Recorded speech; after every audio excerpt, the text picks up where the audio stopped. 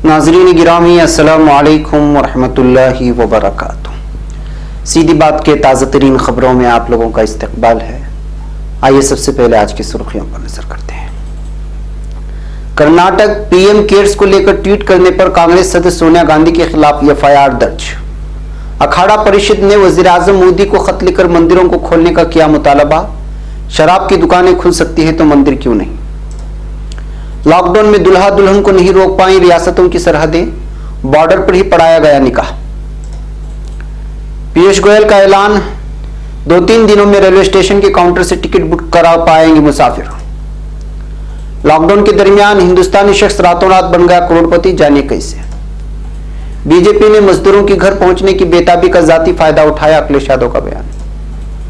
उत्तर प्रदेश शिक्षा मित्र भर्ती मामला, रियासती हुकूमत को सुप्रीम कोर्ट ने जारी किया नोटिस। महाराष्ट्र तामीराती मजदूरों को 153.40 करोड़ रुपए की मदद।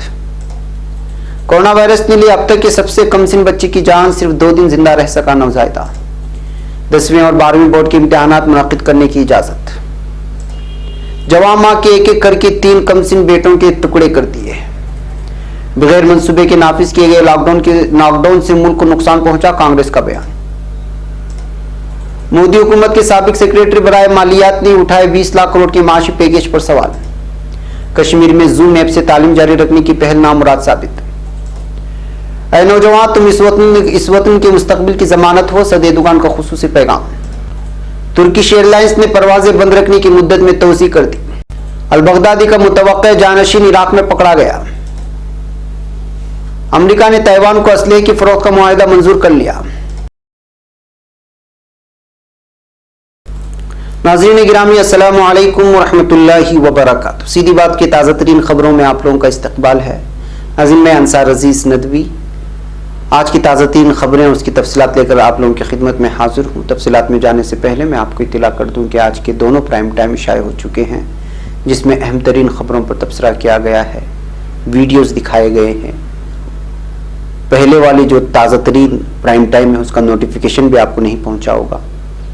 जिन लोगों ने नहीं देखा, जाएं देखें, दूसरों तक पहुंचाने की कोशिश करें, इदारे को मजबूत करने की कोशिश करें। हर एतबार से 1 मिलियन सब्सक्राइबर्स के दौड़ में आप लोग शामिल हो जाएं और अपने दोस्तों अहबाब को सीधी बात के सब्सक्राइबर्स बनाने और व्यूवर्स बढ़ाने में हमारी मदद करें। नाज़रीन, पहली खबर है नई दिल्ली से। कांग्रेस पार्टी की सदर सोनिया गांधी के खिलाफ गुज़िश्ता 11 मई को पार्टी के ट्विटर हैंडल से पीएम केयर्स फंड को लेकर ट्वीट करने पर कर्नाटक के शिवमोगा जिले के सागर तालुके में एफआईआर दर्ज करवाई गई है। खबर रसा एजेंसी एएनए के मुताबिक ये एफआईआर आईपीसी की दफा 153 दंगा भड़काने के इरादे से इश्तिहार अंगेज बयान देना और दफा 505 इज्तिमाई शरपसंदी के लिए जिम्मेदार बयान के तहत दर्ज कराई गई है। एफआईआर में सोनिया गांधी की पहचान कांग्रेस पार्टी के ऑफिशियल ट्विटर हैंडल संभालने वाले के तौर पर की गई है। वकील परवीन के वी की शिकायत में इल्जाम लगाया गया है कि कांग्रेस पार्टी ने ट्वीट करके हुकूमत हिंद और वजीर आजम नरेंद्र मोदी के खिलाफ बयानबाजी की और लोगों को सरकार के खिलाफ भड़काने की कोशिश की। एफआईआर के मुताबिक कांग्रेस पार्टी ने 11 मई 2020 को झूठे और बेबुनियाद इल्जाम लगाए, पीएम केयर्स फंड के गलत इस्तेमाल का दावा किया और ट्वीट करके हुकूमत हिंद पर इल्जाम लगाया। अब खबर इलाहाबाद से।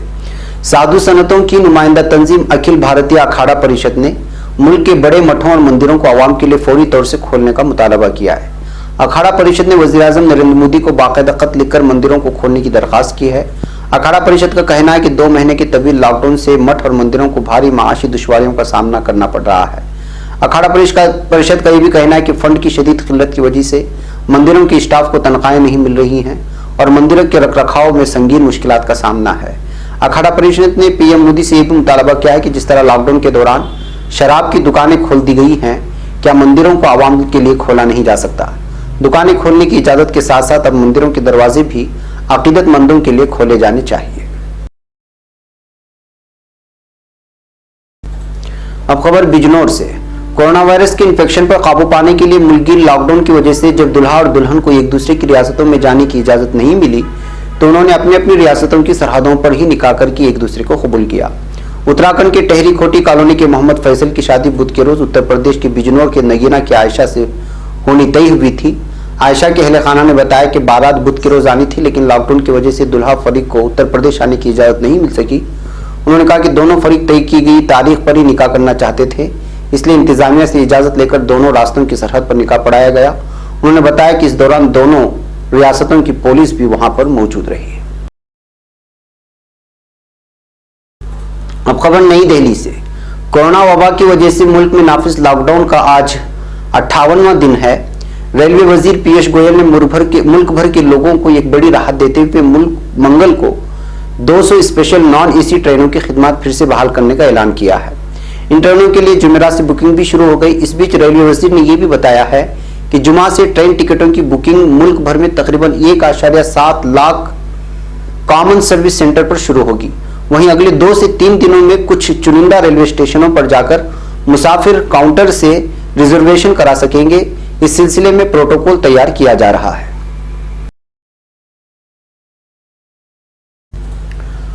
अब खबर केरला से। एक हिंदुस्तानी कारोबारी की हाल ही में दुबई ड्यूटी फ्री ड्रॉ में करोड़ों रुपए की लॉटरी निकली है। 43 साल इस कारोबारी का नाम राजन कोरियन है और वो आबाई तौर पर केरला के कोट्टम का रहने वाला है, जो लॉकडाउन के दरमियान बुध को करोड़पति बन गया है। गल्फ न्यूज की एक रिपोर्ट में यह जानकारी दी गई है कि लॉटरी की यह रकम 7.6 करोड़ रुपए है। इस रिपोर्ट में राजन के हवाले से बताया गया है कि दुनिया भर में मौजूदा हालात के दरमियान वो अपनी इस जीत से काफी खुश हैं। राजन ने कोरोना वायरस की वजह से दुनिया भर के लिए इस मुश्किल दौर का भी जिक्र किया।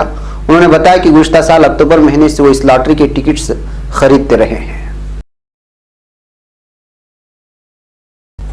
अब खबर लखनऊ से। समाजवादी पार्टी सरबराह अखिलेश यादव ने इल्जाम लगाया है कि भारतीय जनता पार्टी की हुकूमत कोरोना बहरान की इस घड़ी में मजदूरों को घर पहुंचने की बेताबी को भी अपनी सियासी मफाद के लिए इस्तेमाल करने में जरा भी तअम्मुल से काम नहीं ले रही। यादव ने बुध को यहां जारी बयान में कहा कि रियासत में दिन रात चल रहे मजदूरों की हालत-ए-जार की दर्दनाक कहानी सुनकर दिल दहल जाता है। रोज ही वो हादसे का शिकार होकर जाने गंवा रहे हैं। इस सबसे बेपरवाह बीजेपी हुकूमत ने सभी इंसानी अक़दार को रोन दिया है। उन्होंने कहा कि समझ में नहीं आता कि जब सरकारी प्राइवेट स्कूलों की 50,000 बसें खड़े खड़े धूल खा रही हैं, तो रियासती हुकूमत मजदूरों को उनके घरों तक पहुंचाने के लिए उन बसों का इस्तेमाल क्यों नहीं कर रही है। हुकूमत की हठधर्मी बहुत भारी पड़ रही है। जो मदद को हाथ बढ़ाते हैं उनको झटक देने का गैर इंसानी बर्ताव बीजेपी का अमल बन गया है। अब खबर इलाहाबाद से। उत्तर प्रदेश प्राइमरी टीचर भर्ती मामले में इलाहाबाद हाईकोर्ट के फैसले के खिलाफ शिक्षा मित्रों की अपील की समाअत के दौरान पहले तो सुप्रीम कोर्ट ने अर्जी खारिज करने का ज़बानी हुक्म सुना दिया, लेकिन चंद मिनट बाद ही फिर से समाअत करते हुए तरमीमी हुक्म के साथ रियासती हुकूमत ने नोटिस जारी किया है। जस्टिस उदय अमीश ललित, जस्टिस एम शांतन गोदर और जस्टिस वयंत सरन की बेंच ने अर्जी गुजार उत्तर प्रदेश प्राइमरी शिक्षा मित्रा एसोसिएशन की जानिब से पेश सीनियर वकील मुकुल रोहतगी की दलीलें सुनने के बाद अर्जी खारिज करने का ज़बानी हुक्म सुना दिया, लेकिन कुछ कानूनी पहलुओं पर तवज्जो दिलाए जाने के बाद समाअत फिर से शुरू हो गई। अब खबर मुंबई से। महाराष्ट्र के वजीर लेबर दिलीप वालसे पाटिल ने कहा है कि कोरोना वायरस कोविड-19 की वजह से जारी लॉकडाउन के दौरान 7.67 लाख तामीराती मजदूरों के खातों में माली मदद के तौर पर कुल 153.40 करोड़ रुपए जमा किए गए हैं। मुंबई में जारी एक बयान के मुताबिक रियासती हुकूमत के फैसले के तहत महाराष्ट्र की इमारतें और दीगर तामीराती मजदूरों के फलाह व बहबूद बोर्ड ने 20 मई तक 7,67,000 तामीराती मजदूरों की फहरिस्त दर्ज की है। हर मजदूर के बैंक खाते में 2,000 रुपए जमा किए गए हैं और कुल रकम 153.40 करोड़ रुपए है। अब खबर नई दिल्ली से। कोरोना वायरस इन्फेक्शन की वजह से पूरी दुनिया परेशान है और अभी तक इसका ना तो कोई इलाज सामने आ सका है और ना ही वैक्सीन बाजार में दस्तयाब है। बच्चे, जवान, ज़ईफ सभी इस इन्फेक्शन की वजह से मौत के शिकार बन रहे हैं। इस दरमियान जनूबी अफ्रीका से एक अफसोसनाक खबर सामने आई है, जहां महज 2 दिन का एक बच्चा कोरोना इन्फेक्शन की वजह से हलाक हो गया। ये कोरोना से हलाक होने वाला गालिबन दुनिया का सबसे कम उम्र बच्चा है। जनूबी अफ्रीका की वजारत सेहत ने नवजायदा बच्ची की कोरोना से हलाकत की खबर बुध की देर शब एक बयान जारी करके दी। वजारत ने अपने बयान में कहा कि बदकिस्मती से मुल्क में कोरोना वायरस से मुतासिर पहले बच्चे की मौत हुई है। अब खबर नई दिल्ली से। हुकूमत ने मुल्क में कोरोना वायरस को देखते हुए लॉकडाउन की वजह से अब रियासतों के 10वीं और 12वीं के बोर्ड के इम्तिहानात के लिए शराइत के साथ मुनाकिद करने की इजाजत दे दी है। मरकजी वजीर दाखिला अमित शाह ने आज ट्विटर पर इत्तला दी। उन्होंने बताया कि तमाम रियासतों को खत लिखकर मुत्तला कर दिया गया है कि वो शराइत के साथ बोर्ड के इम्तिहानात मुनाकिद कर सकते हैं। दाखिला सेक्रेटरी के जरिए भेजे इस खत में कहा गया कि इम्तिहान के वक्त तलबा और साथीजा को मास्क पहनकर आना लाजमी होगा और समाजी फासले पर अमल करना जरूरी होगा। उसके साथ ही उन्हें सैनिटाइजर भी साथ लेकर आना होगा। रियासती हुकूमतें तलबा को इम्तिहान के मराकज़ तक पहुंचाने के लिए बसों का इंतजाम करेंगी। खत में कहा गया है कि इम्तिहान के मराकज़ में भीड़ को कंट्रोल किए जाने का इंतजाम किया गया है। अब खबर फिलिपाइन से। फिलिपाइन की दारुलहुकूमत मनीला से बुध 20 मई को मिलने वाली रिपोर्टों के मुताबिक एक 28 साल औरत के हाथों, जिसका नाम जाहिर नहीं किया गया है, अपने ही 3 मासूम बेटियों की इंतहाई सफाकाना कत्ल का हौलनाक वाकया मनीला से तकरीबन 210 किलोमीटर जनूबी मशरिक की कामारनेस टोरने नामी सूबे के कस्बे बासूद में पेश आया है। पुलिस के मुताबिक इस खातून ने अपनी तीनों बच्चियों के एक बड़े और इंतहाई तेजधार आले से कत्ल करने के बाद उसी आले से खुद अपनी जान लेने की कोशिश भी की, मगर कामयाब न हो सकी। मुलजिमा को शदीद जख्मी हालत में करीबी कस्बे दाइद के एक अस्पताल पहुंचा दिया गया, जहां उसका इलाज जारी है। डॉक्टरों के मुताबिक मुश्तबा कातिला की हालत खतरे से बाहर है। कत्ल किए जाने वाली बच्चियों की उम्रें 4 माह, पौने 2 साल और 5 साल बताई गई हैं। मुकामी पुलिस की तरफ से बताया गया इस खातून की चंद हमसाये घराने उस वक्त परेशान हो गए थे जब उन्होंने इस खातून के घर से बच्चों की मुसलसल रोने की आवाजें सुनी थी। अब खबर नई दिल्ली से। कांग्रेस ने कहा कि कोरोना वायरस को रोकने के लिए लॉकडाउन जरूरी है, लेकिन हुकूमत ने उसे ठोस मंसूबा और सोचे समझे बगैर नाफिज किया है, जिसकी वजह से मुल्क को इस मुद्दत में फायदा होने की बजाय नुकसान उठाना पड़ा। कांग्रेस के तर्जुमान अभिषेक मनु सिंघवी ने बुध को यहां प्रेस कॉन्फ्रेंस में कहा कि मोदी हुकूमत ने लॉकडाउन तो नाफिज किया, लेकिन इससे पहले ये नहीं सोचा कि मुहाजिर मजदूरों को उनके घरों में भेज देना चाहिए ताकि उन्हें बेवजह परेशानी का सामना नहीं करना पड़े। उन्होंने ये भी कहा कि वजीर आजम नरेंद्र मोदी ने लॉकडाउन नाफिज करने के लिए सिर्फ 4 घंटे का वक्त दिया, जिससे साबित होता है कि उसे बगैर सोचे समझे नाफिज किया गया है।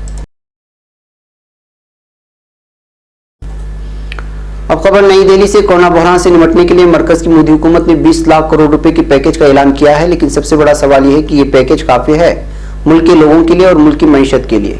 कई माशी मामलों के माहिरीन इस पैकेज को नाकाफी करार दिया है। इसी सिलसिले में अब साबिक सेक्रेटरी बराए मालियात सुभाष चंद्र गर्ग ने मोदी हुकूमत के इस पैकेज पर सवाल खड़े कर दिए हैं। उन्होंने कहा कि इसमें हुकूमत की जानिब से ज्यादा ताउन नहीं पेश किया गया है और उसके ज्यादा फायदे नहीं होंगे। हिंदी न्यूज पोर्टल जनसत्ता की खबर के मुताबिक मोदी हुकूमत में ही सेक्रेटरी बराए मालियात रह चुके गर्ग ने कहा है कि इस पैकेज में 3 हदफ तय किए गए हैं। पहला, इकोनॉमिक ग्रोथ को आगे बढ़ाना, दूसरा, कारोबार को रफ्तार देना और तीसरा, बेरोजगारों पर फोकस करना। कोरोना वायरस से निपटने के लिए होने वाले लॉकडाउन के सबब तकरीबन 10 करोड़ लोगों को रोजगार गंवाना पड़ा है। उन्होंने कहा कि अगर इन अहदाफ को हासिल करना है तो फिर हुकूमत अपने खजाने से ज्यादा रकम जारी करना चाहिए था। अब खबर श्रीनगर से। वादी कश्मीर में महकमे तालीम की तरफ से कोरोना लॉकडाउन के दौरान तलबा की तालीम जूम ऐप की वसाजत से जारी रखने की पहल नामुराद साबित हुई है, क्योंकि 4G मोबाइल इंटरनेट की मुसलसल मुअत्तली की वजह से यह ऐप लगभग अज़्व मुअत्तल बनकर रह गया है। तलबा का कहना है कि तेज रफ्तार इंटरनेट खिदमत की मुअत्तली के चलते जूम ऐप पर वीडियो कॉन्फ्रेंसिंग बड़ी मुश्किल से ही मुमकिन हो पाती है, और फिर अगर खुदा खुदा करके वीडियो कॉन्फ्रेंसिंग या ऑनलाइन क्लास शुरू भी हो जाती है तो ये रुक रुक कर चलती है। अब खबर तुर्की से। सदर रजब तैयब एर्दोगान ने 19 में अतातुर्क की याद, नौजवान और खेलों के त्यौहार के हवाले से एक पैगाम जारी किया है। हमें रोशनी की किरण, उम्मीद और मुस्तकबिल के लंबरदारों और नौजवानों की तमहीद बांधते हुए सदर एर्दोगान ने अपने पैगाम में कहा है कि अतातुर्क की जिला सामसन पहुंचने के साथ शुरू होने वाली और आमासिया, अर्ज़ेरूम और सवाद से पूरे मुल्क में फैलने वाली कौमी जद्दोजहद में कामयाबी से सुरखरू होने वाले ज़मीर, रूह, हैजान, वलवला को आज मैं तुर्क नौजवानों की आंखों में देख सकता हूँ। उन्होंने कहा कि अपने रोशन मुस्तकबिल की जंग के दौरान माजी बनाने की चालें चली जाने वाली हमारी प्यारी कौम ने अपने अज़्म, जसारत और ईमान की बदौलत हर तरह की मुश्किलात का डटकर मुकाबला किया। अपनी जानों की परवाह किए बगैर इस कौम ने वतन और परचम की जानिब बढ़ने वाले हाथों को काट डाला है। अब खबर तुर्की से। तुर्किश एयरलाइंस ने कोरोना वायरस वबा की वजह से परवाजें बंद रखने की मुद्दत में अंदरून मुल्क परवाजों के लिए 4 जून और बैरून मुल्क परवाजों के लिए 10 जून तक तौसी कर दी है। THY की तरफ से जारी किए गए बयान के मुताबिक कोविड-19 की वजह से अंदरून और बैरून मुल्क परवाजों को बंद रखने की मुद्दत में तौसी कर दी गई। फैसले की रूह से THY की अंदरून मुल्क परवाजें 4 जून और बैरून मुल्क परवाजें 10 जून तक बंद रहेंगी। अब खबर इराक के खुफिया इदारों ने गुज़श्ता रोज दावा किया है कि उन्होंने दाइश के सरबराह अबू बकर अल-बगदादी के मुतवक्के जानशीन को गिरफ्तार कर लिया है। इराक की न्यूज एजेंसी INA के मुताबिक खुफिया एजेंसी ने अबू बकर बगदादी की जानशीन होने वाले उम्मीदवार अब्दुल नासिर करदाश नामी शख्स को गिरफ्तार करने में कामयाबी हासिल की। इदारों ने यह भी कहा है कि करदाश ने दाइश के कमीशन की सरबराह की हैसियत से खिदमत अंजाम दी थी और उसने अबू मुसअब अज़्ज़रक़ावी के ज़माने से लेकर अल-बागोस की लड़ाइयों तक शिद्दत पसंदों की कमान की हत्या के पहले अल-कायदा की सफ़ों में अस्करी कार्रवाइयों में हिस्सा लिया और दाइश के क़याम के बाद उसमें शामिल हो गया। अब खबर अमेरिका से। अमेरिका ने ताइवान के साथ असलहे के एक नए मुआहदे की तफसीलात जारी कर दी है। अमेरिकी वज़ारत ख़ारिजा के मुताबिक इस दौरान ताइपे हुकूमत को 18 इंतहाई जदीद टारपेडोज फराहम किए जाएंगे जिनकी मालियत $180 मिलियन बनती है। ये टारपेडोज आबदोज से दागे जा सकते हैं। अमेरिका की जानिब से ऐलान साई इंग-वेन की बतौर मुल्की सदर हलफबरदारी के फौरी बाद किया गया है।